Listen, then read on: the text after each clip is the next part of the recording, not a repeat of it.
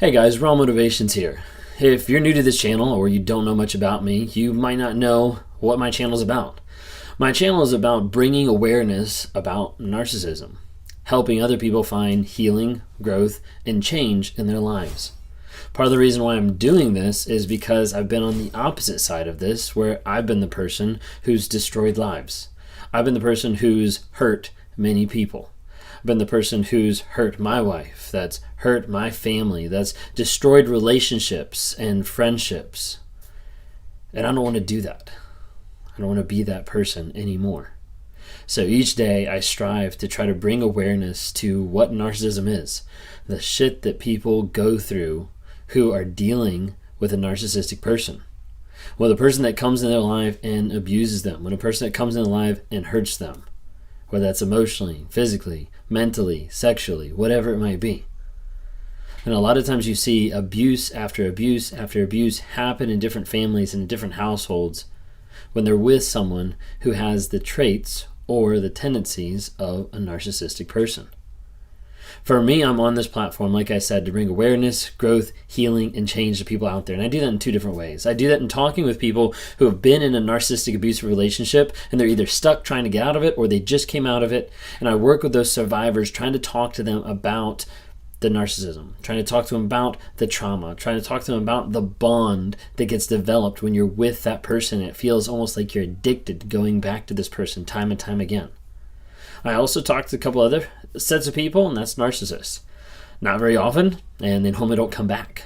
But I do put that out there for people who want to get help. I do communicate with them and try to help them, point them in the right direction of healing to get to that correct journey of where they need to go in life. I'm on this platform to bring awareness, growth, healing, and change. As I'm on this platform, there's also a lot of life that's going on outside of what you see on the camera. There's my own work. There's my own content creation. There's my own coaching. There's me as a father. There's me as a husband. There's me as a friend. There's me as a person that goes to church. Like, there's all these different facets and aspects of my life that I normally don't want to open up about because that touches on that vulnerability. I was talking to my therapist the other day and she said, vulnerability is your kryptonite. It is not what you want, not what you want to see because you feel like it's going to paralyze you. It feels like it's going to just harm you. And it's true. That vulnerability feels pretty awful.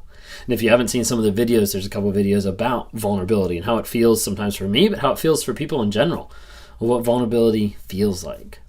So let's talk a little bit about narcissism and how it affects me in the aspect of dealing with parenting. It can be very difficult, and there's a lot of people who have been brought up by narcissistic parents. So for me, learning about narcissism and learning and understanding more of the traits and the things that I have in my life that's going to hurt and damage other people, I have to start thinking through, how do I actually process this? How do I actually work through this so that my daughter doesn't become narcissist, or that my daughter grows up with strong, healthy boundaries to get her to be the person that's not going to end up with a person like me. That can be very difficult, and probably one of the biggest things, you can probably guess, probably one of the biggest things for me to be able to connect with and figure out and work with is that aspect of empathy. Of empathy when I see something, when I hear something, when something's going on, is that aspect of empathy that's really hard for me to latch onto. So our daughter, she's 2.5 right now, as the time of this video is being done. So my daughter, there was one day that she closed the door to our guest bedroom and the dogs were in there. She still wanted to interact with the dogs, all this kind of stuff. She closed the door and she got frustrated. And she got frustrated because she couldn't get the door back open. So as a result, she kind of hit the door, and then she stood there and she just reeled back and headbutted the door. Okay. And as soon as she did that, she knew this isn't a good idea because it hurts. And so she started crying right away. My first thought and my first reaction is well, what did you expect? You just hit your head on the door. Of course you're going to be crying. That didn't do any good. My wife, a moment later, she was hey, she's frustrated. You have to work with her because she's frustrated. You can't just say well, yeah, duh, it's going to hurt. You just hit your head on the door. But that's one example of how it's hard to be able to connect with her emotions, her feelings of what's actually going on. There's times that I'll be interacting with her and my wife will give me tips or ideas or thoughts. My wife is really good in communicating to her, like about her feelings, about her emotions, and working through the lines in the aspect of respectful parenting so that our daughter grows up confident and having clear boundaries in place and learning how to grow and process and work through her emotions. That's not something that I had a lot of the opportunity to do. And a lot of that I hid. A lot of that I worked through on my own. A lot of that I didn't open up to other people. So now, as I have a daughter of my own, it's like, how do I work on that? How do I develop that connection with her when those emotions aren't second nature? Like, they don't come easy at all. And a lot of times I feel like I'm like sitting down and like consciously thinking like, I need to do this now. Now I need to do this now. And over time it gets a little bit easier, but there's still like that thought process of, hey, this is not normal. This is not how I'm used to it, but I need to engage in this aspect. There's different items where, I know there's one time that our daughter brought in a glass, a cup of hers with some water in it, and she went to set it someplace, and I was like, hey, don't set it there, it's going to fall over. What'd she do? She set it there, it fell over, and she started crying. So then my first thought is like, what did you expect? Like, I told you not to do it, but you did it, so like there's nothing to cry about. Like, it's your fault that you did it. Okay, like that's all that's going through my head. But I know cognitively, like I can't just do that because it's not going to help. It's not going to help her emotions. It's not going to help her thought process. And it's not going to help her understand like, hey, like it's okay that the glass fell. It's okay that you dumped water on the floor. Like, but let's think of how and where we could put that cup next time so that it doesn't do that. Now, I'm saying to you this now, but it didn't come in that moment. There was no thought of like, oh, let me come and like help you. It was just like, seriously? Like, I told you not to do it. You did it. Like, that's what's going through my head.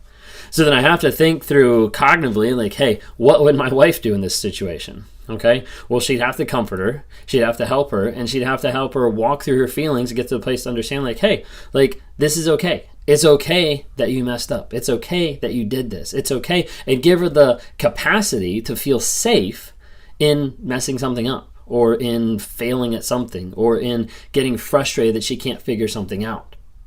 And when you provide that capacity, that ability for someone to say, hey, it's okay if you try something and you mess up, because you're not going to get shamed for it. You're not going to get blamed for it. You're not going to get ridiculed or scolded or anything like that. It's okay. And that's something that I have to work on as a parent. Not that I'm actively thinking like, oh, I need to shame my daughter. Or, oh, I need to tell her like she did everything wrong or anything like that. But the actual thought process of being like, what did you expect? You kind of deserve that because you did this. A plus B equals C. So like obviously this would have happened.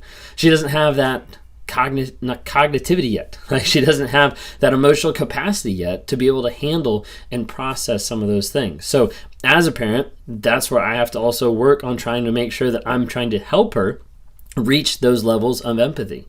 I'm trying to help her be able to process those challenging moments when she can't open the door or when she dumps her water on the floor.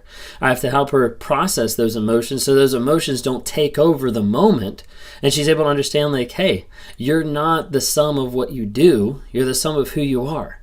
And let's work on those emotions. Let's work on that thought process. Let's work on those things to guide you to be the best person possible.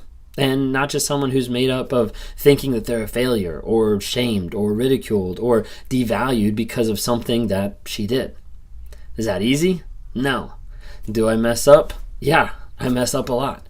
But the difference is I'm starting to learn and I'm starting to identify and have cognitive ideas of, hey, this is what's supposed to happen. And as I start to implement those over and over and over again, there's a small aspect that as I keep implementing it, it slowly gets a little bit easier. Maybe not natural sometimes, but it gets a little bit more easier of not having to sit there and think, okay, she's crying, now I need to hug her to be able to show her that I care, even though she did something stupid. Like, that's like the thought process sometimes. And so, like, as it progresses, I need to start realizing, okay, like, now's my time to be able to engage with her so she feels safe in this environment to be able to express how she's feeling, and then be able to work through that so that she can find a place where she feels safe to express how she's feeling, what she's doing, and understand, hey, there's other options. There's other solutions for us to figure out the problem that you're facing when you can't get that door open or when you feel like a failure because you dumped your glass. I hope that makes sense. That's just kind of like a little spiel of me talking about trying to be a dad. And it's not easy. And it's not easy to engage at that level. It's not easy to interact. It's not easy sometimes to figure out how I'm coming across is not helpful or is not safe or is not giving her that capacity to feel those emotions in different aspects. So hopefully that helps a little bit. I can talk a little bit more. Not sure what people want to hear about that, but that's one aspect of me. I do talk to people, like I mentioned, all the time. Either narcissists, a majority of the time people with narcissistic abuse. If you're interested in talking, there's a link in the bio. Would love to talk to you more. Follow me on Instagram, TikTok, Facebook. Would love to see you there, or just go on and at least rate the podcast on Apple or Spotify. Anyways, that's all I got for today. Thanks, guys. You've been told it's all your fault, and that makes you feel crazy. No one understands you, and that leaves you in a place of being alone.